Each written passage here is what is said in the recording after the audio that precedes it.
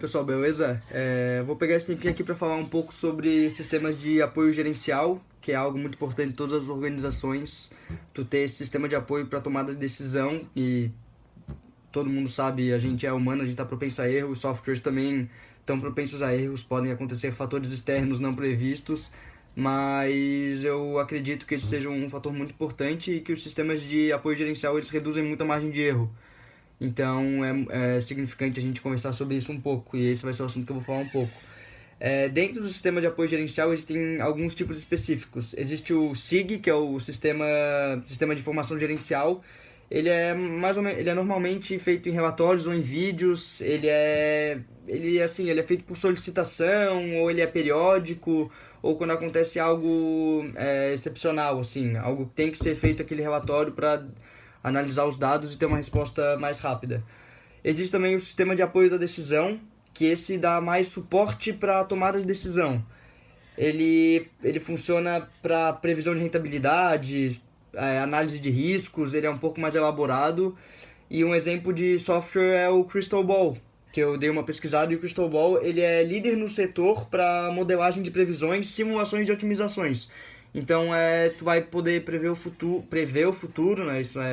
Não é totalmente verdade, não consegue totalmente prever o futuro, mas tu vai conseguir ter uma noção e, como eu falei, diminuir a margem de erro, que esse eu acho que é um dos principais fatores.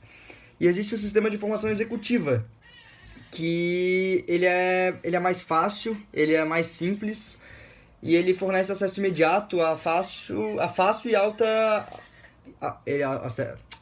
Fornece informação de acesso imediato para alta administração. Então, o pessoal que está focado ali no topo da pirâmide, na parte estratégica, tal, para eles é super importante ter essas informações. E sobre fatores críticos para que os objetivos estratégicos sejam alcançados. Então, como eu falei, fatores estratégicos, o pessoal que está lá em cima está preocupado com o sistema de informação executiva. Eles são fáceis de operar e entender, são bem simples. E um exemplo do sistema de informação executiva pode ser a análise de desempenho da empresa e a ação dos concorrentes. Então, tu faz aí um benchmarking, como se fosse, para ver como é que está a ação dos teus concorrentes, e tu faz uma análise de desempenho, e a partir de gráficos, formulários, tabelas, que convir melhor para a organização, tu consegue fazer uma projeção e ver em que ponto pode chegar, até que ponto pode alcançar, como é que estão os objetivos e tal. Então é de muita importância a gente falar sobre sistemas de apoio à decisão, que a internet é nossa aliada, os softwares estão aí para nos ajudar na tomada de decisão, nos apoios, para nos apoiar. A disciplina de Sistema de Informações foi uma disciplina que abordou diversos assuntos sobre a tecnologia, e esses assuntos são assuntos que a gente pode usar no nosso dia a dia, conhecimentos que a gente pode usar no nosso dia a dia e conhecimentos que podem vir a atingir as pessoas futuramente.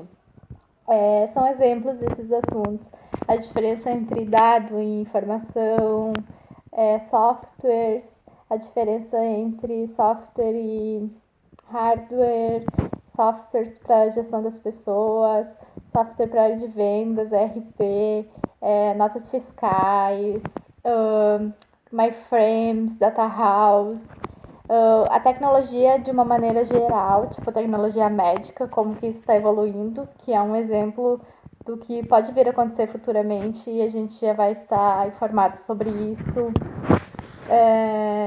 A diferença, o que é um hacker, falou sobre a internet em si, falou sobre proxy, falou sobre diversos assuntos, e-commerce e tipo as vantagens e tudo que engloba um e-commerce, computador em geral. Bom, foram vários assuntos que a gente levou em consideração, tanto como uma pessoa física distante da empresa, como em uma pessoa dentro do mercado de trabalho, e a maneira como essas tecnologias, essas evoluções afetam e afetarão as pessoas no mercado de trabalho. E foi bastante importante a gente fazer esse link, porque talvez quando a gente entrou na disciplina a gente não tinha essa maturidade de tecnologia, e a gente não entendia que isso estava tão evoluído e que vai evoluir cada vez mais. Então, é bastante importante entender isso, buscar se atualizar constantemente para não ficar para trás, não ficar parado no tempo no mercado de trabalho e conseguir contribuir para a evolução da empresa também nessa área. E cada um desses tópicos que eu abordei, que eu falei anteriormente, vão ser aprofundados pelos nossos colegas no decorrer do vídeo. Cada um vai falar sobre alguns assuntos mais especificadamente. Boa noite. Eu vou falar sobre dados versus informação versus conhecimento. Bom, o que são dados, né? Que a gente falou muito em sala de aula. Dados são fatos brutos. São características soltas, aleatórias. Eu consigo, por exemplo, eu tenho o código do item, tenho a descrição do item, enfim. Eles não possuem assim um nível de significância, né? Mas eles constituem a matéria-prima da informação, que a informação nada mais é do que esses dados trabalhados, né? Eu consigo, por exemplo, emitir um relatório e consigo ver, por exemplo, qual que é meu item mais vendido, meu item menos vendido. Eu consigo ver quem é o meu melhor cliente, quem são os inadimplentes, enfim. E já essas informações, elas constituem a matéria-prima do conhecimento, né? Nós, como futuros gestores, vamos ter acesso a essas informações por diversas ferramentas que existem, né? Por exemplo, uma delas é o BI, né? Então a gente vai pegar essas informações e vamos aplicar na nossa realidade, na empresa em que a gente estiver gerindo. E essas informações são muito importantes porque elas vão nos auxiliar junto com a tecnologia para a tomada de decisão. Então tá, boa noite. Falar sobre o sistema de negócios eletrônicos, ele não é restrito ao e-commerce, mas está relacionado ao uso da internet e outras redes e tecnologia da informação que dão suporte ao comércio eletrônico, mas também que cria uma conexão interna entre a empresa e seus clientes e parceiros de negócios. Isso cria uma visão compartilhada do processo de produção pelos funcionários, fornecedores e clientes. Então, as informações ficam disponíveis aos usuários em qualquer lugar e qualquer momento. Isso torna o processo mais ágil, melhorando a qualidade e eficiência. Vou falar sobre dois sistemas, o ERP e o CRM. O ERP é um sistema que integra e automatiza a função de produção, logística, distribuição, finanças e RH de uma empresa. Ele apoia as decisões gerenciais na requisição de compras, acompanha as vendas, permite uma melhor análise do previsto e realizado e um controle de custos. O CRM é um sistema que gerencia o relacionamento com o cliente. Ele automatiza o processo de atendimento em marketing, vendas e serviços. Permite que a empresa ofereça um serviço rápido, confiável e uniforme. Eu vou falar um pouquinho sobre linguagem de programação, basicamente o que é, para que serve, as formas que a gente utiliza e as ferramentas, as linguagens mais conhecidas e alguma curiosidade sobre o tema. Linguagem de programação basicamente é o idioma que a gente escreve um algoritmo, e um algoritmo é uma sequência finita de informações na qual gera um resultado no final. Então, para fazer um software, para fazer um ERP ou uma página web, a gente usa um conjunto de algoritmos que ele dá um resultado final lá para o usuário ou para sistemas internos que o usuário não chega a se relacionar com ele. As formas de utilizar: a gente tem algumas ferramentas para escrever esses códigos, tem ferramentas pagas, ferramentas free, mas basicamente para escrever um código você pode fazer em qualquer lugar, desde um bloco de notas até um aplicativo mais conhecido como o GitHub, por exemplo. A gente no mercado classifica mais ou menos em três maneiras, que é back-end, front-end e full stack. Back-end é o cara que usa as linguagens mais por trás dos bastidores. Numa página web a gente não vê tudo o que acontece ali, então existe uma sequência de algoritmos por trás que faz aquela página web rodar. O que a gente vê ali na frente é o que o cara front-end fez, que ele está mais relacionado com o pessoal do design. Ele cuida do layout, das cores, de um tamanho responsivo que dê para todos os dispositivos, e é mais ou menos essa divisão. O full stack é o cara que sabe dos dois, é o cara que manja por trás dos bastidores e também sabe um pouquinho de layout e design.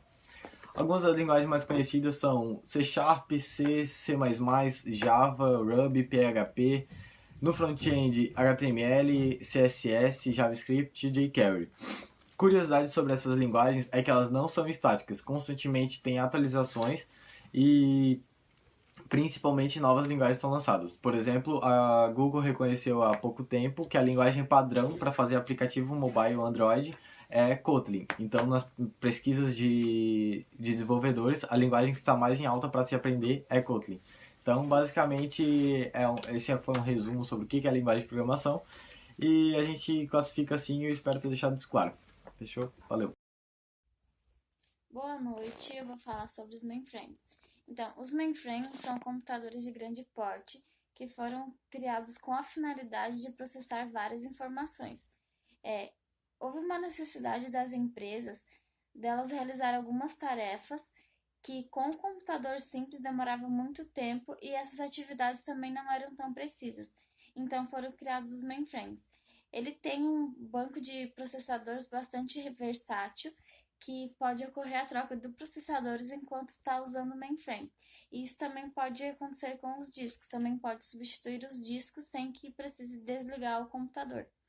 E o sistema operacional do mainframe é feito de acordo com a finalidade dele, seja para processar textos, banco de dados, calcular, gerenciar dispositivos e tal.